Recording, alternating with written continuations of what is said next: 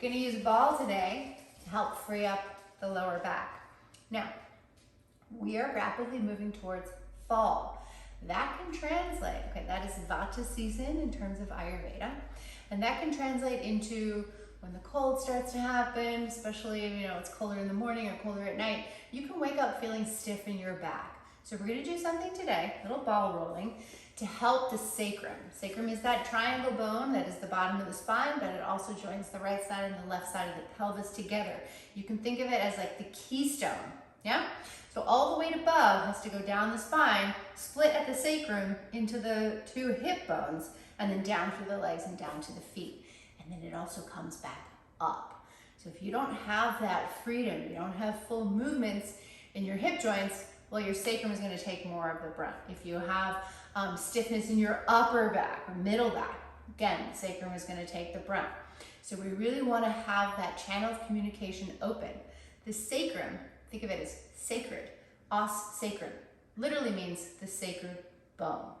It is the bottom of the pump for the cerebrospinal fluid. So you want to think that you're able to make these subtle maymovements. So there's always that openness, that communication, and that flow. So I have a ball here. You can use like a playground ball if you don't have it. You can let a little bit of the air out so it does have some give. Because if it's too hard, your muscles might grip around it even more. So lay down on your back.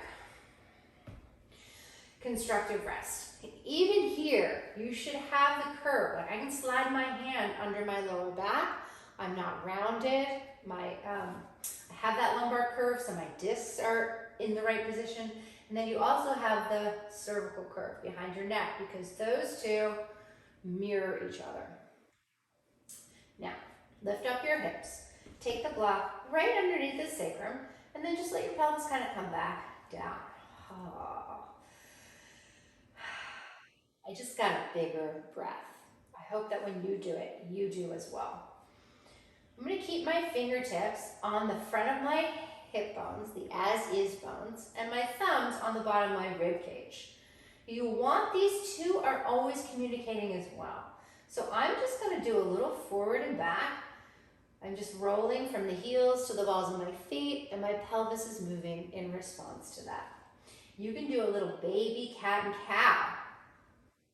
So don't forget, you want to accentuate the cow pose, which is the anterior tilt of the pelvis, without losing and jutting the front ribs up. So when you do this, what I feel under my fingertips, all kinds of engagement and turning on in the core muscles. And those core muscles are so important for the integrity of the lumbar curve and the cervical curve. I can go a little right and left. Just want to introduce movement. So you can feel like, when you were little, or maybe you do it now with a hula hoop. So I'm making a little figure 8 here. And really, I'm feeling all the core, intercostals, deep transversus abdominis, feeling the sides. I'm feeling the muscles that go across the front of the pelvis. I'm even feeling my hamstrings and glutes because you don't move just in isolation. Every movement should be functional and all different chains of muscles that are engaging. All supporting the breath. So do your cats and cows again. When you open something up, when you access something that wasn't previously available to you, when you put yourself closer and closer to that optimal blueprint and that right alignment, your breath will tell you if you're going in the right direction. So if your breath is strained or squeezing or you're holding your breath, try something else.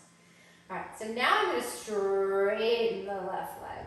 When I straighten the left leg, I don't want to drop my hip down. So I want to keep my as-is bones like on the same level. And I'm going to reach, like I'm scrubbing my heel away, and I feel this channel of the psoas on the left side. I'm going to externally rotate my arms. I'm going to take my hands out here. So I'm opening the whole front line of the body. I'm informing the spine, right? I'm putting it back into that right alignment, which it can happen when we do a lot of sitting or sitting slumping back into the back of a chair. And I'm gonna do the other side. And you'll have one side that feels a little bit more precarious or more wobbly. So again, my as-is bones, the front of my pelvis stays level, right to left.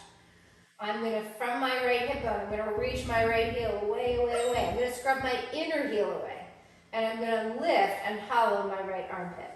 And I'm feeling this whole channel up the right side. My sacrum is broad, my hip bones are coming towards each other, and so I get that deep engagement in the low belly.